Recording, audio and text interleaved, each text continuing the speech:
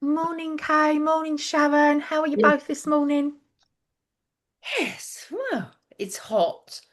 So I've got all the doors shut, all my curtains shut, everything to keep the cooling and heat out. Sensible. And I've got everything open because I like to have a breeze. And there was a massive storm this morning. Did you hear Yes, well, not all of it. I it? woke up to the last clap of thunder, really Really? Wow. bang. Yeah, yeah. Yeah, everything got a good watering. And I went out there yesterday and watered all the plants. And then 2 hours later, it was throwing it down. I'm like, oh, I didn't need to do that, but never mind. Here we are, back in the land of Zoom recordings. Now, the plan for today, here's a little bit of a plan. I have some questions that people have put on Quora, Quora, it's called. It's a whole website where people post their problems or things that they've experiences that they've had, and other people comment and let them know what they think. And there are a lot of therapists, psychotherapists, psychologists, psychoanalysts, people that work in the mental health field on there who have big followings, and people send them this information and then they answer it. So I thought we could just have a look at a few of those and see what we think about things people have said. So I drove past my therapist's house. She terminated as a result. I'm heartbroken and ashamed. She said she lost her objectivity as a result. But what does that mean? Would all therapists terminate as a result of their client breaking this boundary? See, that sort of thing. Do you know what I mean? I'm like, oh, if you knew that a client was driving past your house, how would you feel about that? What was the context though? Was it like, did she have to go down a little cul-de-sac to drive past the house? Or was it just she drove past it as a matter of route, like her own routine? Don't know. Don't know. We don't know. No. So that actually, I mean, I cannot imagine finishing a client relationship because they drove past my house. But if someone was like almost stalking, that's Yeah. different, isn't it? Well, yeah, yeah, Well, what is classed as stalking then? Because if they looked you up on Google and they Yeah, didn't actually physically come outside your house, how would you feel about that? Is that any different? exactly. Yeah, I don't know how I feel about it, to be fair. I think I'd need to know the context because in some ways I think it was natural. And I wonder, I mean, I can't think of any actually of my clients that would know my address. Years ago, before we all went online, people used to go round to the counsellor's Yeah. house for Yes. therapy.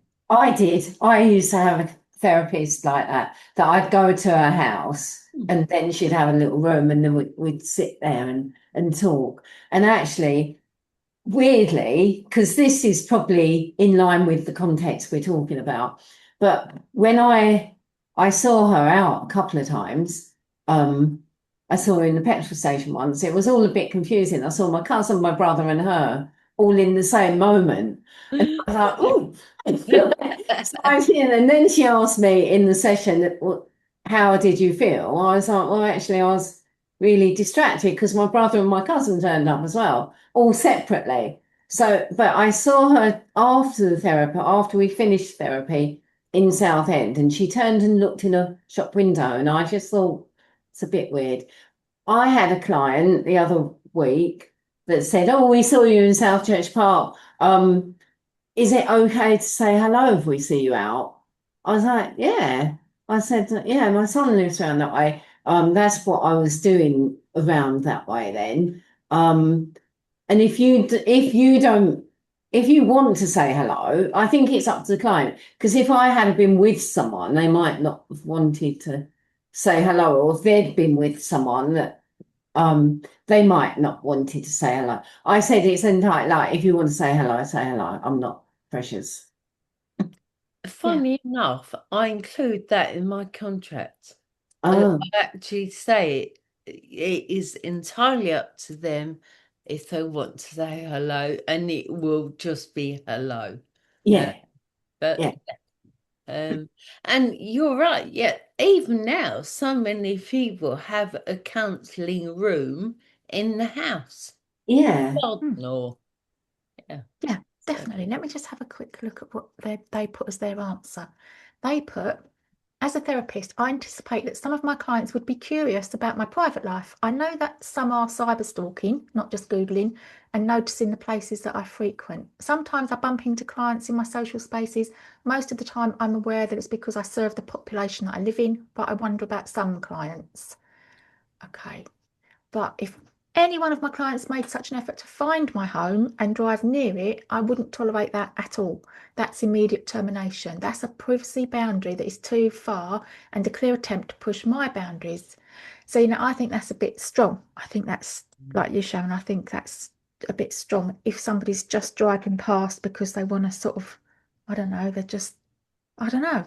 I guess it is about the context, isn't it? And about the person and what Yeah. their intention is. And if they're going to be regularly sitting outside your house, obviously, like stalking, it's a different yeah, story. But to say that that's sort of immediate termination just because they're driving past your house, again, I think that's a bit precious. yeah.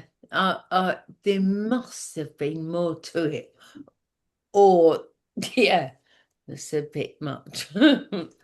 Okay, so here's another one. My therapist is great, experienced, skilled, etc. And I'm definitely making progress. However, she frequently says she'd like to check something in supervision before we proceed.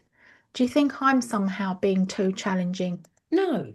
And I respect that. How lovely that I guess it again, it depends what she's bringing, doesn't it? Because I can't think of a time where I've had to say to a client, let me find out. Because well, I suppose it's your modality, but my modality, it's, I don't give advice. I don't. So maybe, I can't imagine having to check something with my supervisor. Can you? Well, some thinking of the things that do get checked in supervision, things like safeguarding, where is the point where I need to report this to the council Yeah. or get third parties involved or the confidentiality. There are sort of dilemmas that a counsellor might want to talk through with their supervisor.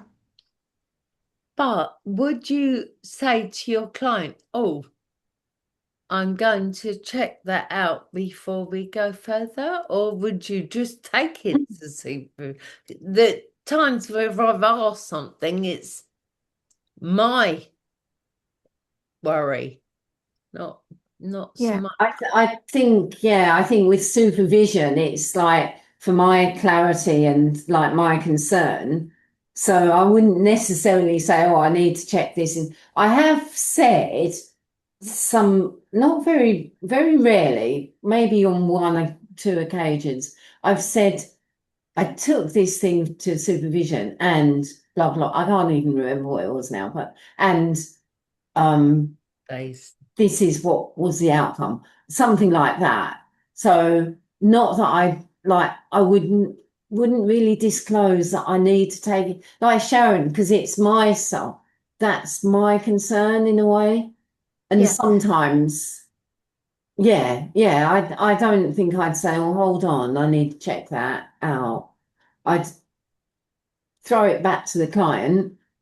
How Yeah. does that feel for you? What does that mean to you? And get more curious, more information from the client because Hmm. they don't forget they've got all the answers. Or we think they have all the answers. So you could like dig a little bit more, I guess.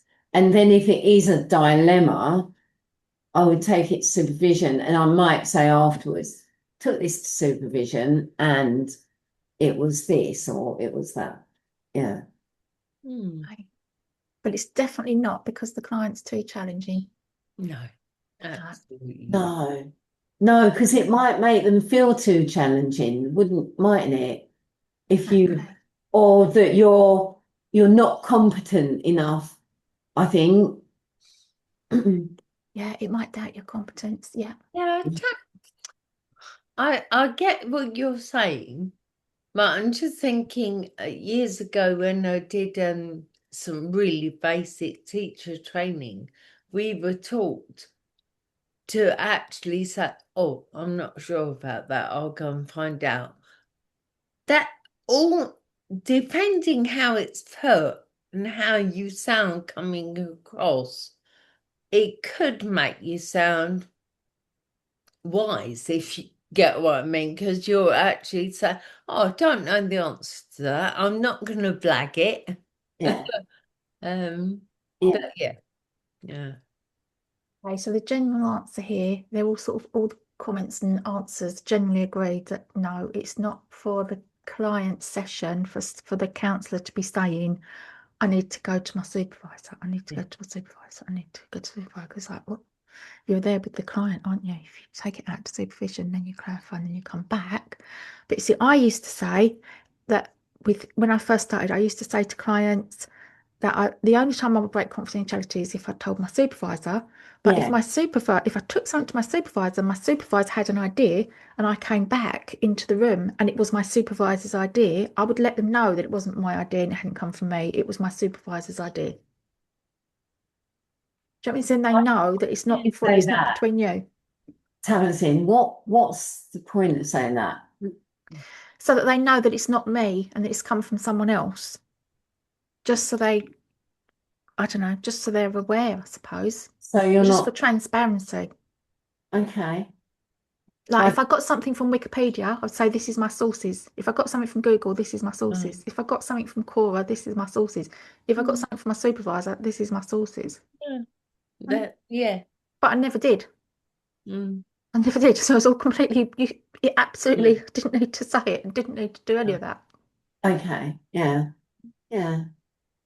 Okay, I just think it's interesting that you wouldn't, like, you don't want to take the credit for it in a Well, way. it wouldn't be my credit, would it? I, No. I don't know that I would disclose, "Oh, I got it from here," No. but not because I was trying to claim the credit as such, just because it's our session. But I'm not saying it's wrong to either. I think the way you work is what connects with your client. Yeah. And my clients wouldn't necessarily be your clients and vice versa. So Because Yeah, then you're taking it into a third concept, aren't you? yeah. And you are bringing the supervisor into the session, Yeah, which is probably yeah. the wrong thing to do. Yeah. yeah. Mm. Okay, so here's the thing about crying and what they're calling on Quora the great tissue debate. And what Mm. people think about your therapist offering you a tissue. How would you personally interpret their choice to do it or not? How do you feel about tissues and handing tissues to clients? Which sounds like a simple question, doesn't I'm it? glad you asked that because that's come up for me a couple of times recently. So I always make sure the tissues are placed within reach of the client. And I sort of puff it up so it's quite obvious. But there has been a couple of times recently where they still haven't reached for them and they've been. So I was help yourself if you like one, and I've left it at that. Don't know. We were taught not to do that because you're mothering the the client, you're parenting them. But Yeah. yeah, there have been a couple of times where I thought, "Oh, Because it can be like, oh, don't cry, here, dry your eyes. yes, So I don't usually, they're placed where the client can see the tissues. yeah, Um, and and I just think if they want one, they'll take one. But I have had clients say, "Can I take a tissue?" So they don't like to take unless they're like, and of course you can, that's why they're there. But that's the I point. don't, yeah, depending on the client, because some clients just like to get permission, like that permission thing. Yeah. Mm. Yeah. Yeah. It's interesting, isn't it? So the answers on the Quora are things like from clients who've had the experience of their therapist handing them a tissue, they feel like it's something shameful, like you shouldn't be crying. If you're being given a tissue, it's like being told to stop crying, isn't it? Here you go, have a tissue, dry your eyes, you're going to be fine. It's Yeah. not, whereas some people see it as an act of comfort. Oh yeah, look, my therapist can see that I need some help and support, and they're handing me a tissue and they're giving me what I need, and it feels like my tears are being accepted. Like, so it depends on the person, doesn't it? Yeah. But majority just leave them within reach. Client can get them, help themselves. But like you say, Kate, let the client know there's the tissues if you need them. Yeah. Yes, exactly that. And funny enough, thinking of a client, that I said, hurt yourself if you want to. The same client was trying to stop, and I said, no, this is your space. Take as long as you need. So I try and follow up with it's okay. But yeah, it's a hard one. It is. Okay. Yeah. And then some people just think it's completely irrelevant and you should just let people do what they want, and people make a big deal out of nothing. And I'm like, oof, no, it's not nothing. It's not nothing to the person that's not knowing if they can take a tissue or not. No. Yeah. I think as well, it does depend. As well, I like that. Take as long as you like. We can take a little bit of time here. Like if they do start, but all start to cry and be emotional, but actually that sometimes makes them cry more, which is kind of, I always think if a client is crying, that's my work is done now. That's what we want. We want the emotion. Yeah. So this one, I'm feeling very angry with my therapist and don't want to go to my next session. Is he likely to ring me if I'm a no-show? I would definitely text. I would say, do you want, like, I would text, and if I got ignored, I'd text again. I'd 3 attempts, and then I say, do you want to carry on with the therapy? Because I need to close the case. If you don't, I need to know in a way. Thinking about it, I would text, a couple of times. Yeah. Yeah. And then if it was a complete no-show, because often it's like, no, I overslept or whatever. But if it's a proper no-show, then I would do a follow-up text saying, would you like me to close the case for now? Yeah. I think sometimes as well, if you get the vibe that they're angry in the session and it isn't addressed and then they don't show up, I think it's a bit of a wasted opportunity, because it would probably would kind of help the therapy a lot if they came back and said, I was angry because of da da da. You could work with that, and I have sometimes asked that, like, if you're angry, we need to discuss it and not like just drop out. Because that is like the beginning of change, actually. Okay, you're angry, so what did I do? And how do you, like, you could work, there's a lot of stuff around that. How can I stop thinking about my therapist all the time? I have no romantic feelings towards him and I recognise the boundaries to our relationship, so I don't understand why he's on my mind all the time. It is driving me insane. Please help. That's interesting. Yeah. So it's Do you no want to hear romantic feeling whatsoever. No. Do you want to hear the answer? Somebody's put, what has happened to you is emotional resonance. It's a powerful feeling and releases neurotransmitters like dopamine, noradrenaline, and oxytocin, and the body confuses these with attachment. It's a type of attraction that's not romantic, although some people do confuse the two. It's more about feeling deeply seen, heard, and understood on a profound level. When the situation is already one that has a higher baseline level of arousal, like an emotional or traumatic encounter, it doesn't take much to cause this same phenomenon because your body's already flooded with these same neurochemicals. It's not something that's easy to wish away. It's often stubbornly hard to move and can last for years. If you have ongoing contact with this person, the circuits become reinforced too. The good thing is it shows a powerful therapeutic relationship with your therapist, and as they are a professional, they should be well aware of boundaries and treat this with care and respect. It would be reasonable to raise these feelings with them. I was going to say that I was going to take it into the therapy room. Why can't I stop thinking about you? It's nothing romantic. I respect boundaries, blah, blah, blah. But put it in the therapy room so that you can explore it. Work on it. Yeah. I've got another one here. What should you do if your therapist says something that confuses you about their boundaries, like reach out anytime? Ask for clarity. What does that mean? Reach out anytime. Can I ring you at 3 a.m? Yeah, Yeah. absolutely. That is, yeah. Because it's a little bit vague, isn't it? Because you can't just carte blanche say that to someone and not expect them to take it literally. If someone's taking what you're saying literally, it's something for the therapist to be aware they've got a client that's taking what they're saying literally, and they can't just say carte blanche phrases. Because if you said that to someone, obviously, majority of people are going to know, oh, well, yeah, reach out anytime. What does that mean? It means I can book an appointment between 9 and 5. Is that any time, Monday to Friday? What does any time? Any time means business hours? No. But most therapists wouldn't say that, would they? It's just not something that you would say, oh, yeah, would they?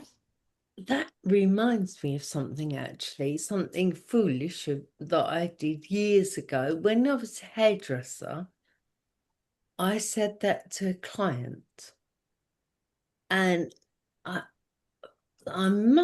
they must have had my number, must have, but I started getting random calls from them regularly. And I had to then say, look, and make my boundaries clear, because yes, obviously, well, it's a hairdresser, for goodness sake, but if they did have a bad hair day and needed help or whatever, fair enough. But it wasn't. So yeah, most people will understand, because I did tell a few clients and never heard from any. But you will get the odd random person who takes it literally when you say, anytime I'm here, 3 o'clock in the morning. Yeah. So when you did your boundary setting, Sharon, was that at a time before you really had the sort of conscious awareness or literal understanding of what boundaries are? Absolutely. It was many years ago, way before I even started the therapy journey. And I think it was a new modern trying to be in touch with your clients. But yeah, yeah. I soon learned about boundaries. Though then at that time you wouldn't have called it boundaries. We didn't know that word. Hold on, exactly. Can a therapist have too strict boundaries with their clients? Again, I think your client will be your client. So if you are with someone that needs strict boundaries, you'll attract them because you're someone with very strict boundaries. Someone else is perhaps more open, I don't know, maybe they would attract the clients that are right for them. Don't know. It's interesting, isn't it? It is interesting. Like what clients do you have? I think really along the same lines, for me, when I was trying to choose a therapist, I did come across a psychotherapist who was very, very old school, like, and he was saying to me, and I didn't really want, like, I'd done a lot of therapy by then, and I didn't want a massive amount of, I knew I didn't. And he was saying, you need some like long-term therapy, and you need to come every week, and you can't have any holidays or breaks. But if I want a holiday, I can have a holiday or break. And I was like, no, I don't want him. I'm not having him. Yeah, yeah. Because he set his boundaries out to begin with in the very first session. And I was like, no, that's not my kind of Oh thing. no, that's unfair as well. If it's right for the counsellor, it's got to be all right for the client. Well, like old school psychotherapists, they're very, well, I don't want to say this because we are psychotherapists and therapists, but sometimes they can be a little bit precious or up their own, you know. But as well, like Kay just said, she just thought, whoa, this isn't for me. And that's fine. Yeah. Because he will have got others who were, right, okay. And some people, like you said, you'd done lots of therapy by then. Yeah. Some people almost need that structure. It does feel to me, hearing that, that is definitely him putting his view onto the client. This is what I believe, and this is what you're going to do. And where's the autonomy for the client? Like you say, it's a very old-fashioned way of thinking of it, isn't it? When you tell someone this is what you've got to do. And I've had a supervisor. I didn't have him as a supervisor, but I had I inquired about Gestalt's supervision, and and they were like, you have to have it every other week, and you have to have like all lots of boundaries, and like I was like, oh, I don't want it every other week. I want it 90 minutes every month. That's the standard what you're meant to have. He's Unless like, you're a student. if you, well, I wasn't a student, I was a No, qualified. that's what I mean. Unless you're a student, Oh, students do it every other week. oh yeah, unless you're, but I was so he was like, well, if you want supervision with me, you have to do that. I was like, no, I don't want it then. Yeah, bye then. Bye. Bye. Yeah, I'll see you later. Yeah. Well, this is the answer. Can a therapist have too strict boundaries with their client? Yeah, Mm. for sure. And this is from David McPhee, PhD. I'm appalled sometimes by what I read here on Quora about therapists who forbid their online clients from drinking tea during a session because it's inappropriate. What do we think about that? Do we think about people should be allowed to drink tea or have a drink while you're having a therapy session? Yeah. As long as it's not alcohol. I've had someone sit in a therapy session with a glass of wine, and I had to challenge that. I it was online, so I was like, is that a glass of red wine? I kind of did it like, is that a cheeky glass of wine you've got there? And she was like, oh yeah, I thought I'd just have one. I was like, I know, I've had that before, but it have looked you? like, yeah, but it looked like apple juice. And I was looking at it like, is that apple juice? Yeah, And so I said, is that apple juice you're drinking there? She was like, oh no, this is wine. I was like, and she went, I'm not supposed to be doing that. I'm like, well, and she just put it to one side.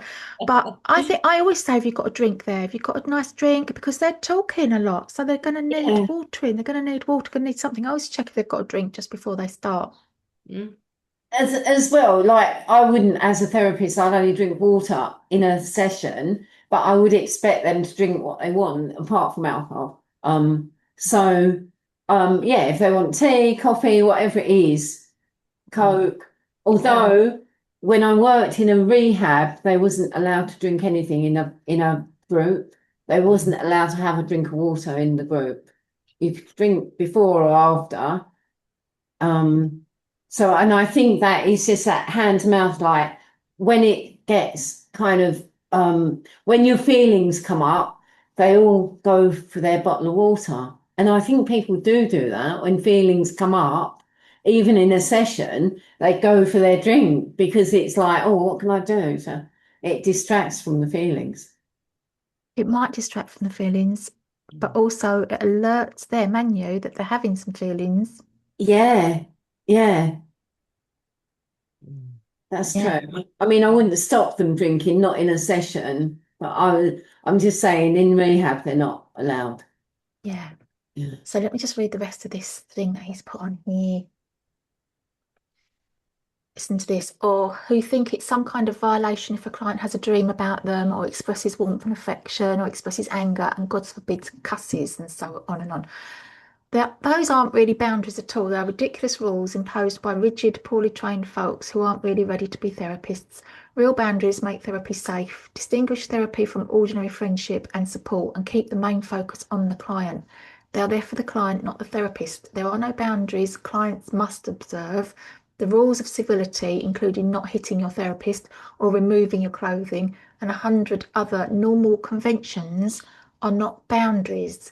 People ask, would I be violating a boundary if I sent my therapist a Christmas card?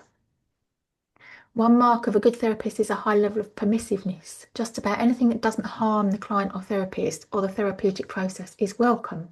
So, what do you think about people swear? Some people don't like swearing in therapy, do they? They don't, they No. think it's shocking and their client suddenly comes out with the Oh, C bomb. Yeah, if the you're, therapist. yeah, can be shocked by people. I'm not shocked. I think it's a healthy expression of whatever the feeling is that makes them want to swear. Yeah, I think the amount of clients that are like, oh, sorry. And then you have to know this is your space. If you, that's, you say what you want to say. I agree. Yeah, if they want to swear, like I think that's fine. Like express what you want to express, how you want to express it. Yeah, and then I wouldn't stop that. I know some therapists um don't allow swearing, which is it feels wrong to me. I Fine. And I know some clients try not to swear because they're in a session, and if a word slips out, it's like, oh, sorry. And I do kind of reiterate, like, just say what you want to say, like, say what you want to say, how you want to say it. And I'm not offended by Yeah. swearing. How do you feel about clients being late? It is annoying, and I think I am quite tolerant with it. If there's enough time left in the session, I mean, I'll probably wait, especially online, because I can go and sit and just leave the room open online and I can sort of just keep checking the screen. So I'll wait 20 minutes or something, 15 or 20. Sometimes people do come on after that, even, oh, sorry, this or that. Um, and if there's enough time, I'll carry on the session because it still is their time. It's still, even if they're half an hour late, they've got another half an hour or 20 minutes. We can have a little catch up. I don't, yeah, I don't know. What Do do you, you do you stop the session at the time it would have finished? yes, Don't yeah, go over. no. And if there's obviously after 20 minutes, it's not really going to be viable to, I mean, I've got a client who's going through a lot of stuff. Well, when clients go through a lot of stuff, um, that their life is chaotic, they might be late. And so I always think, like, even if you can just get the like quick catch up with them, what's happening, why are you late, what's going on, blah blah blah. Yeah. Yeah, see, I always am as patient as I can be and recognizing all those things you've said, things going on for the client. I don't let it get to me. I let it go. I recognize that life happens. People are often late. But if they're chronically late and it's a habitual thing, and you know they're always going to be 10 minutes late, then it needs addressing in the session, doesn't it? What is going on? Mm. What is that all about? Yeah, I'm free with that. Absolutely, definitely. And also, I'm like UK. I wait 15 minutes always. and I do finish on time, but it is like you said, it's their session. The only thing I do think is it's a shame Yeah. because it is their session, and if it's cut short, there's often so much unsaid. Someone says, how much does your therapist share about themselves? Right? Oh. Self-disclosure. And then there's a list of things that this therapist shared about themselves to this one client in the first couple of sessions. And honestly, frankly, if this is true, it's quite shocking because it's pretty much everything. So I thought we could look at this and see if you've ever shared these things with a client. Have you ever told a client how many siblings you've got? No. Okay. I think some clients do ask as well. If they Have you ask, been asked? Have you? Someone's asked you if you've got brothers and sisters. I'm not sure if they ask me that or how big family or do I have children. I think clients have asked, some, not many, but quite like a couple of clients are quite inquisitive. I, if they ask, I kind of do, I would say, because they've asked me, but I wouldn't disclose it. No, And maybe not actually. No, I think though I've said things like, "Oh, my child just had that experience," or "This happened," or Yeah. So I've got a whole list of things here. The next one is your marital status or not. Have you ever disclosed that to a client? I can't think that I have. No. And no one's asked you.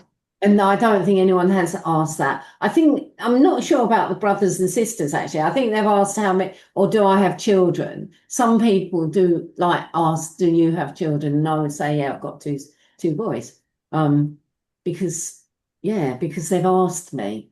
But mm, um yeah. It's a Oh tough one, isn't it? Because that's how I feel about it. If people ask me if I've got children, I say yeah. yes.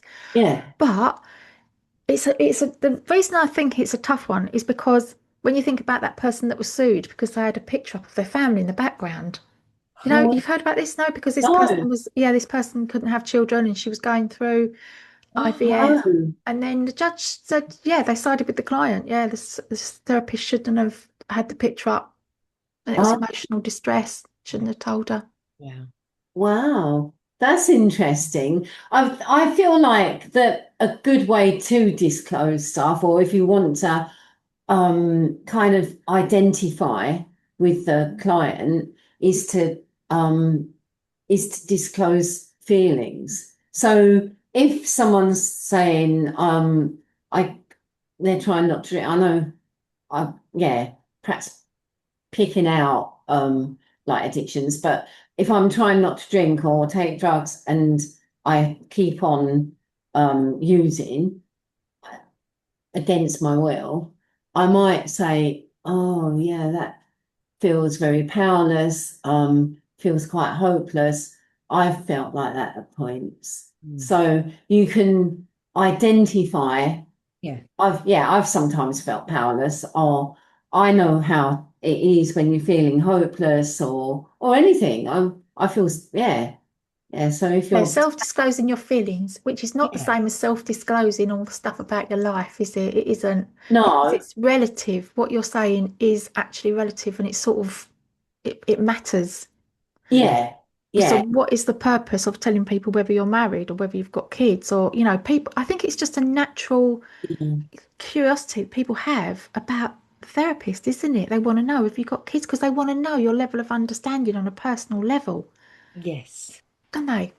yeah. Sometimes it's for them to say, "Have you got children?" Isn't them just wondering if you've got kids? It's like, do you understand where I'm coming from? Have you ever talked to anyone about your medical issues? I, right at the beginning of most sessions, say, "Have you read my website?" Because I did have a life change injury or what. So I disclose what's happened to me right at the beginning in our contract, if you like, or inquiry even. Has anyone ever asked you how tall you are?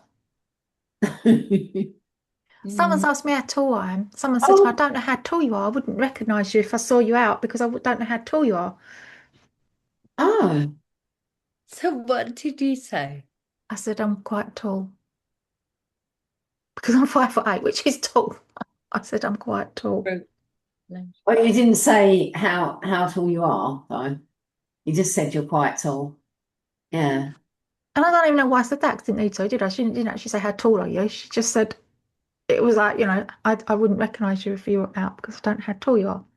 Oh, I wasn't sure we were talking about this, but so would you, let me just quickly read you this list, right, of these questions. So this person has put, in 6 months, this is what she found out about her therapist, how many siblings she had, where she's in the birth order, which siblings she's close to and which one she's estranged from, her marital status, her kids, none, across the streets of where she lives, where she likes to shop, places lived, favourite music, medical issues, she drinks, problems with the licensing board, a bit about other clients and their issues, things on her bucket list, how tall she is, spiritual and religious beliefs, a bit about men she's dated, vehicle driven, her pain, her struggles, where she's currently stuck in life, and the list goes on.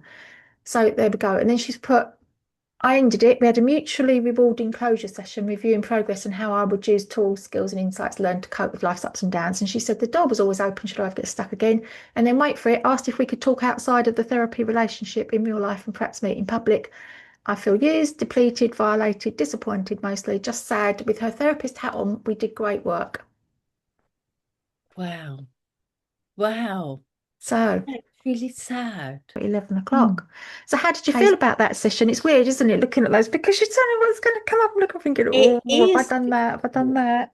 Oh, that's I don't know how I feel about that session. Because as well, you've got to be so careful about judging. Yeah, because it is all out of context. Mm. Mm. But yeah. Yeah, so much depends on the context. How did you feel about that session, Kay? I thought it was great. Did you Yeah. like it? I thought it was quite interesting. It was good. Yeah. Good questions. Yeah. Yeah, and so we've always got that available to us if we haven't got a guest. Mm. Yeah. Do you think it is, I don't know, do you think it would be appealing to Don't our know. audience? Don't know. We enjoy it. I don't know. Yeah, maybe not. I don't know. I don't Oh, yeah. I don't know. I don't know if it is perhaps as appealing as talking, like exploring like one thing. I don't like I enjoyed it. Do you know what I would like to explore one time? Yeah. The use of AI in therapy. If you get a chance, listen to the podcast between Josephine Hughes and Ken Kelly. Okay, thanks for watching, everyone. We'll see you next time. We've got a guest next time. We've got Louise Reader coming on, the lady who wrote the book called 10, and she's a Buddhist monk and she's had a wonderful life experience, and we're really looking forward to seeing her on here. Take care. Thanks, Sharon. Thanks, Kay. Bye. Bye. Thank you, everyone. Bye.